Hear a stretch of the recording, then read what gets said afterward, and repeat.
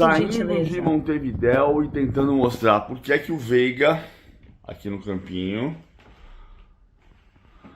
jogou seu melhor desempenho, sua melhor partida em semanas. Há dentro do Palmeiras um estudo para entender por quê e se é que quando o Endrick joga como ponta de lança, o Veiga cai de produção. Ontem o Endrick jogou como centroavante e o Veiga jogou muito bem. Então vamos tentar mostrar aqui o que é que aconteceu em relação a isso. Olha só, o Veiga é esse número 10, tá certo? E o Endrick é esse número 9.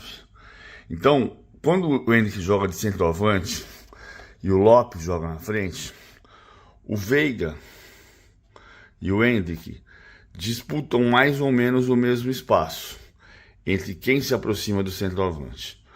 Ontem, com o Lázaro, aqui é Aníbal, com o Lázaro muito aberto na esquerda, o Estevão bem aberto na direita, o Endrick e o Veiga eram os dois atacantes de verdade. Então, mesmo que muitas vezes o Endrick tenha ficado isolado demais na frente, quando os dois conversavam, sai a jogada. Por exemplo, no contra-ataque que o Endrick puxou, o Veiga inverteu o lado, o Endrick deu o passe e o Veiga marcou o segundo gol do Palmeiras. Não é uma certeza, mas é uma das coisas que se ponderaram nessas últimas semanas dentro do clube. Ontem o Endrick jogou como centroavante e o Veiga foi o melhor em campo. Sempre que os dois se aproximaram, deu mais certo. Muito bom. O Wilson Yamauchi, que está sempre aqui com a gente, valeu, Wilson, fala que ele está com cara de sono. Eu também, ele ficou até sei lá que horas no estádio, né? Acordou cedo para pegar o avião e aí gravou o vídeo para a gente antes. Então fica aqui, nossa, obrigada, PVC. Melhor cara de sono do que zero PVC, né? Vamos colocar o Rodrigo Matos na nossa conversa, Mili, porque hoje, meio-dia, teremos a convocação da seleção brasileira. Daqui a pouquinho, neste mesmo link, com esta mesma apresentadora que vos fala, teremos Casão e muitos convidados. Você vai ter que ficar. Eu esqueci agora quem vai dar, então você vai ter que ficar ligado já. Então, o Rodrigo vai estar lá, vai acompanhar tudo ao vivaço e tem algumas informações para a gente. Em loco, Rodrigo, bom dia. Bom dia, Domi. Bom dia, Mili. Vocês estão me ouvindo bem? Dei uma saída aqui para achar um espaço que, enfim, tivesse menos barulho. Porque vai ter primeiro, antes da convocação da masculina, vai ter a feminina, né? Então, também vai estar ocupado aqui o auditório. A gente está ainda na expectativa, não desceu ninguém aqui, estamos só alguns dirigentes da CBF. A única coisa que a gente sabe, que eu estava conversando aqui, é que não tem, por enquanto, nenhuma comunicação oficial daquela coisa do governo federal, né, do Ministério do Esporte, dizendo que queria que paralisasse o campeonato. Não foi mandado nenhum ofício para a CBF, nem foi procurada a CBF. O ministro disse que queria negociar, mas até agora ele não procurou ninguém, nem mandou ofício nenhum. A gente sabe que a posição aqui não é de parada, né, do campeonato. A intenção da CBF, dos clubes, é de continuidade. Por enquanto, daqui é isso, né? A gente está com a expectativa dessa convocação do Dorival, inclusive porque vai ter um impacto também no Campeonato Brasileiro, né? Porque a convocação vai ter, durante 9 rodadas, você não vai ter jogadores que estão convocados tanto pela seleção brasileira quanto por outras seleções, não vão poder jogar. É uma coisa que a gente já sabia anteriormente. Então, tem esses dois aspectos. Vão ficar de olho por quem está sendo convocado, mas ao mesmo tempo vai ter aquela tradicional revolta da torcida que tem o jogador convocado porque vai perder durante um período do campeonato. Essa contradição que é típica aqui do nosso calendário, ter esse problema em relação aos técnicos. Mas a gente ainda não tem novidade no sentido da lista. A gente vai ter que esperar agora da meio-dia. Tem uma matéria legal do Éder Traschini no UOL Hoje, falando que a comissão da seleção, né, não só o Dorival, mas a comissão inteira, foi ver em loco 39 jogos para fazer essa lista. Interessante, né? 27 jogos aqui no Brasil, 12 jogos na Europa. E aí eu queria perguntar para você, Mili, qual nome, considerando que vai desfalcar um time brasileiro, então você pode escolher de time rival para prejudicar, mas qual nome não pode faltar nessa lista de hoje? Na convocação? É. Usando os que estão jogando lá fora também? Mas assim, algum Pode ser qualquer um aqui no Brasil. Quem que você acha que não pode ficar de fora de jeito nenhum? Não, Já assim, repassa gente, essa pergunta pro chat, hein? Já vai mandando aqui que eu quero ver. o Vini Júnior não pode ficar de fora, né? Ele precisa ser convocado, assim. Agora, aqui no Brasil, quem tem se destacado que poderia ir para a seleção, né? Eu acho que o o próprio Pedro, Endrick, gente. né? Sim, o Ender, sem dúvida. Mas, assim, eu acho que mesmo o Flamengo não vindo bem, o Pedro eu acho que mereceria uma convocação. Não tô querendo desfocar ainda mais o Flamengo, não, tá? Mas eu acho que o Pedro tem merecido uma convocação. Eu convocaria. Ele teve uma Flamenguistas que pequena estão aqui no queda de chat. rendimento agora junto com o Flamengo, né, Mili? Mas ele teve um início de temporada muito bom, de fato, com números muito bons, né? Mas junto com o time ele teve uma queda de rendimento, o que é normal, né? Você joga num time que tem queda de rendimento, você tem alguma queda também. Ô, Rodrigo, sabe, agora você falando, o que eu vi no último jogo do Flamengo, assim, o Pedro, ele deixou passar por ele uma bola, o Rodrigo vai lembrar melhor do que eu, dentro da área já.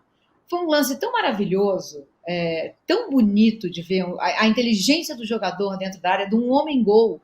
Deixou passar a bola. Agora eu não lembro para quem estava atrás dele, mas foi um dos lances mais bonitos que eu vi. Porta-luz, né? Ele estava na entrada da área, mas. Né? Eu também não estou lembrando para quem sobrou, não, mas eu lembro do lance, sim. Mas, de qualquer jeito, eu acho que no jogo todo, considerar, ele acabou participando pouco do jogo. Talvez até porque tenha sido pouco posto no jogo, né? As melhores gols nesse último jogo foram duas do Bruno Henrique e uma do Gabigol, que entrou depois. E também teve uma do De La Cruz, que acabou não tendo chances, né? Ele não tantas chances nesses últimos jogos. No Red Bull também, mas quando teve ali contra o Amazonas, ele fez o gol. Rodrigo, o seu microfone está dando aquela travadinha. Mexe aí, vê se é o cabinho do microfone. Enquanto isso, eu vou ler os nomes aqui. Ó. O Gilvan Santos está falando Gabigol. O Wilson, Yuri Alberto, o Everton Guedes, Pedro, não, tá jogando nada. Aí eu não sei se a pessoa não quer que leve o Pedro ou se é porque realmente não tá jogando nada. Fala que é. E piorou, eu acho, o seu mic, Rodrigo. Vamos fazer uma vaquinha para esse mic novo aí. Eu e a Miriam, a gente contribui. Que é o vento, porque tá um pouquinho, não sei se o fator, seja não tô nada. Não, eu acho que é mau contato. Talvez você tenha que tirar o fone mesmo. Vamos fazer esse teste? Vamos ver. Será que vai ficar muito ruim para você escutar? Enquanto isso, eu vou lendo aqui, ó. O Me Leva na Mala falando Mateuzinho. O Alexandre Gomes Brito, cadê o Fernandinho? Felipe Amatuzzi, o De La Cruz. Quem mais? Vinícius Augusto, Carlos Miguel. Carlos Miguel talvez sempre nessa lista, hein, Miri? Eu acho o Carlos Miguel assim um fenômeno. Eu estou falando isso faz um ano e meio quase. Eu estou pedindo para usarem o Carlos Miguel. Ele é monstruoso, gente. Assim, o tamanho dele é fora de escala. Mas não é só isso. Ele é técnico. Ele é muito técnico. Ele assim, é um dos goleiros que mais me assombrou em começo de carreira. Então, eu estou aqui em campanha, porque o meu medo é que o Carlos Miguel, ficando na reserva, fosse, sei lá, emprestado, vendido, não sei.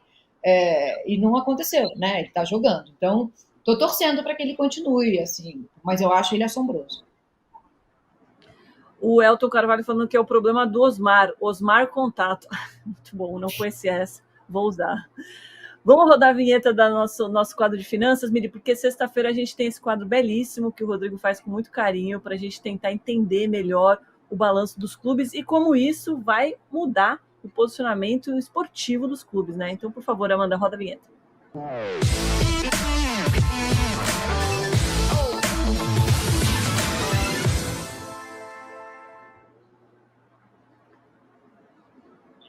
Hoje um assunto que eu sei que a Mili ama e muita gente aqui do chat também, as SAFs do futebol, Rodrigo. Então vamos lá, vocês me dizem onde eu tirei aqui o microfone, estamos num som ambiente. Então, eu separei aqui 3 SAFs, né, que foram formadas no Atlético Mineiro, Botafogo e Vasco. O Cruzeiro não publicou suas contas, por isso a gente não incluiu. Então, é a explicação já de cara aqui. O Atlético Mineiro se transformou em SAF oficialmente em novembro do ano passado. Foi quando, de fato, houve a transferência para virar SAF sob comando da família Menin, do Rubens Menin, seu filho, enfim. E a dívida bruta do clube, no final, quando foi transformada em SAF, essa que a gente está vendo no quadro, de 1,7 bilhão, um pouquinho maior do que era no final de 2022. E ela caiu para 255 bilhão. Por que teve essa queda? Porque uma parte da dívida era com próprios Menin. Então isso foi transformado em ação e aí deixa de haver a dívida porque ele não vai continuar devendo para ele mesmo, né? Então isso é uma parte. E outra parte é que eles entraram com um aporte que está aí de 505 milhões de reais e esse aporte foi usado para você reduzir também uma parte das dívidas ali de empréstimos e tal. Então, aí, como a gente botou aqui, aporte de crédito, ou seja, esse aporte de crédito significa os Menin colocaram a dívida que o Atlético tinha com eles como transformação em ações da nova SAF. Eles têm 75%, né, a empresa chamada Galo Holding, que não é só dos Menin, tem outros acionistas, mas eles são os majoritários, tem 75% da SAF do Atlético e outros 25% são da própria associação. Então, é uma notícia positiva que tenha tido uma redução de dívida enquanto ela ainda, embora ela esteja alta. A questão é que o futebol do Atlético, mesmo como SAF, nessa transformação, ele continuou operando no vermelho. Como você pode ver, a receita líquida, esquecendo o que efetivamente entrou de dinheiro, esquecendo os aportes, o dinheiro da receita de fato do clube para se manter. Foi de 346 milhões e o custo do futebol 457 milhões. Tem outras despesas, além disso, principalmente despesa financeira. O Atlético gasta quase 200 milhões de reais só para pagar juros de empréstimos, porque ele tem muito empréstimo. Então, o superávit oficial é de 142 milhões. Aí a pessoa vai falar assim, então o Atlético está no azul. Só que esse superávit é só contábil. Por que contábil? Porque foi contabilizado o dinheiro que entrava de aporte do futebol e também outras equivalências patrimoniais. Então, são coisas que são só contábeis, não é dinheiro de fato entrando no clube. Se você exclui tudo isso, que é só contábil, o prejuízo, na verdade, é de 372 milhões de reais. Então, o Atlético tem uma notícia positiva, que ele tem uma redução da dívida, mas ele continua tendo futebol mais caro do que ele pode pagar com a receita. Agora, ele tem dono, quem vai ter que financiar esse vermelho é o dono dele, o Menin. Até quanto tempo ele vai financiar, ou se ele vai tentar buscar um equilíbrio, que é a questão. Porque se ele ficar gerando dívida atrás de dívida, daqui a pouco não vai dar para transformar de novo em SAF. Essa solução já foi feita, o Atlético já vendeu o shopping dele, então ele já usou todos os recursos e ele reduziu a dívida, mas não em um patamar suficiente e não reduziu os seus custos suficientemente. Então essa é a questão. Mas agora o vermelho está na conta dos meninos, são eles que têm que pagar a conta. É um bom alerta para a gente lembrar que SAF não resolve todos os problemas. Por isso que a gente traz esses números aqui, que não é o assunto mais legal de se falar de futebol, obviamente, mas é muito importante, porque essa conta uma hora chega, Mili. Não, primeiro é um trabalho, o Rodrigo faz isso há algum tempo e muito bem, é um trabalho que jornalista normalmente não gosta de fazer, né? Que coloca número ali, eu, por exemplo, já fico assombrada, assim, mas é um trabalho necessário, a gente precisa entender, né? E acho que o que o Rodrigo falou no final, para mim, é um ponto-chave, assim, até quando, né? Porque quando você começa com a lógica empresarial para os clubes, o novo dono, né, ele vai até quando isso for interessante para ele, quanto ele vai perder, até quando ele está disposto a perder, quando é que essa conta vira. Então, eu digo isso há algum tempo, assim, eu acho que as SAFs são uma solução ruim para um problema real. Eu acho que você concentrar o poder é o caminho oposto ao que eu tomaria. Eu tentaria solucionar o problema do futebol brasileiro criando conselhos, diluindo o poder. Agora, a gente está vendo aí, são números que a princípio baixaram, mas pelo motivo que o Rodrigo falou, assim, o cara não vai dever para ele mesmo, então isso já baixa um tanto da dívida, né? É uma SAF nova, a gente vai ter que esperar para ver para onde ela vai, começou em novembro, como o Rodrigo falou, mas é isso, eu acho que é uma solução muito ruim, um problema bastante real. E como está o Botafogo, Rodrigo? Então, vamos lá. Botafogo é um caso que não é igual, mas tem similaridades. De novo, o Botafogo também gastou mais do que ele recebeu. As receitas do Botafogo foram de 388 milhões e o custo do futebol 412 milhões. Isso aí é até excluindo o que ele gastou em contratação de jogador. o déficit foi de 101 milhões, déficit oficial. Só que se você excluir as receitas da venda de 20% dos direitos de TV do Botafogo, que a gente vai lembrar, na Liga Forte União, aquele grupo de clubes, eles venderam 20% de todos os seus direitos de TV por 50 anos. Ou seja, Botafogo e todos esses outros clubes vão receber 20% a menos pelos direitos de TV durante 50 anos. Por isso, o Botafogo recebeu 165 milhões. Na conta do Botafogo, ele coloca isso como receita. Só que os contadores, por instrução de 2018, questionam essa contabilização. Isso deveria ser contabilizado, e o Vasco, por exemplo, contabilizou assim, no passivo, porque, na verdade, é um adiantamento de receita. O Botafogo argumenta de que isso outros clubes também registraram como receita. Fato é, sem isso, o prejuízo real do Botafogo é de 267 milhões.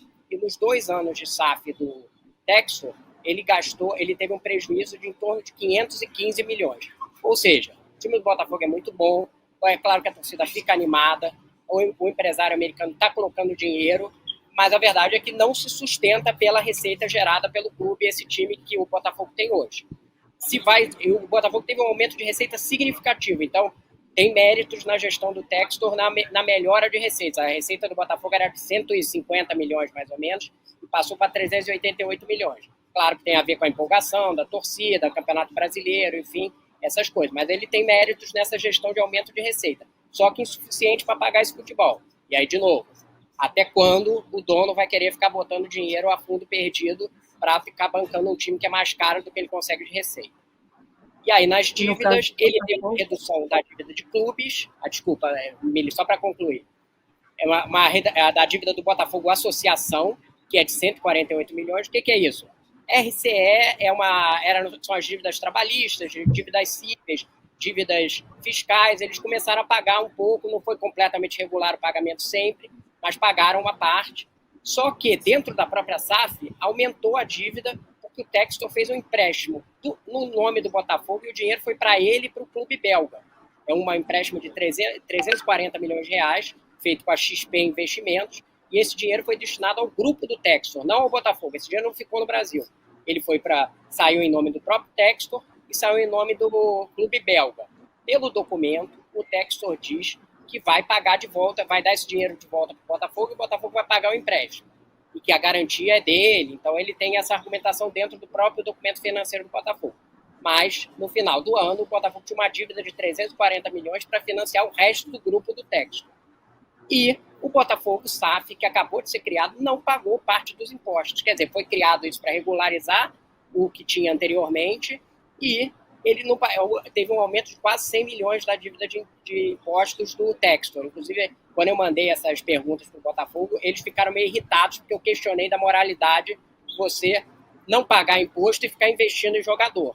Mas eu acho que é uma questão que tem que ser posta. Eles tiveram vários benefícios para a criação da SAF, e aí no primeiro, segundo ano eles já não pagam imposto, não recolhem FGTS. Eu acho que isso é meio descabido. O Estado brasileiro deu benefícios para eles têm que, no mínimo, pagar os impostos, né? Então, eu acho que essa é uma questão. Então, esse déficit aconteceu, esse prejuízo, mesmo eles não pagando parte dos impostos. E qual foi a resposta que eles deram? Eles não quiseram responder. Eu só vi a irritação por conta da questão de eu questionar a moralidade de não se pagar imposto e investir no futebol. Tem gente já falando aqui na nossa live que daqui a pouco vão vender, que nem fizeram com o Cruzeiro. Vamos ficar de olho. E como que está o Vasco? Vamos lá.